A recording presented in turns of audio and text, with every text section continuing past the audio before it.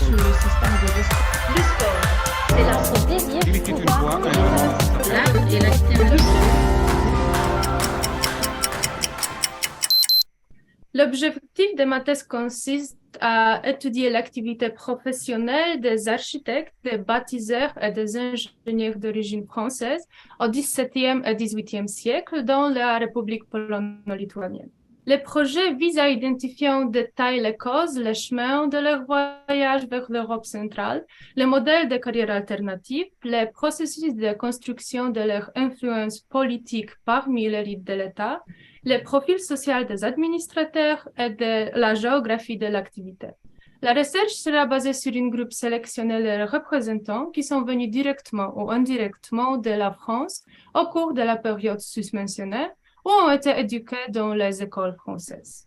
Qui a embauché des architectes et bâtisseurs français? De quels foyers artistiques et éducatifs sont-ils venus?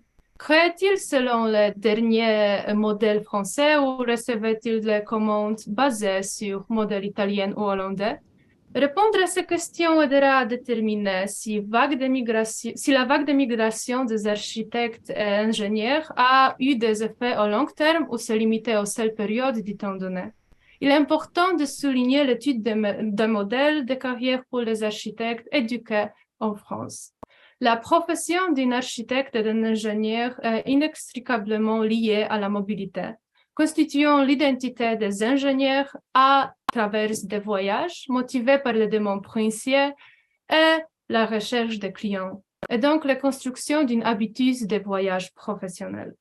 Le concept de recherche est divisé chronologiquement et problématiquement en 4 points qui permet une analyse problématisée et complète des sujets de la projet. Premier, ingénieur de la cour de Jean Sobieski, le début de la migration artistique directement de France. Deuxième, ingénieur et architecte française des cours de Magna sous le règne de Wettin, un modèle de carrière pour les architectes et ingénieurs diplômés. Troisième, colonie artistique française à la cour de Stanisław August Poniatowski, triomphe et compréhension de l'architecture française. Quatrième, l'influence de traits et de modèles artistiques françaises modernes et la mise des goûts français sur l'architecture du XVIIIe siècle.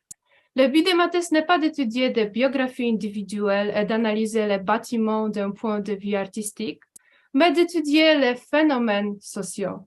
En conséquence, je vais étudier un grand groupe de migrants pour tirer les conclusions générales me permettant de créer des modèles de migration et de carrière.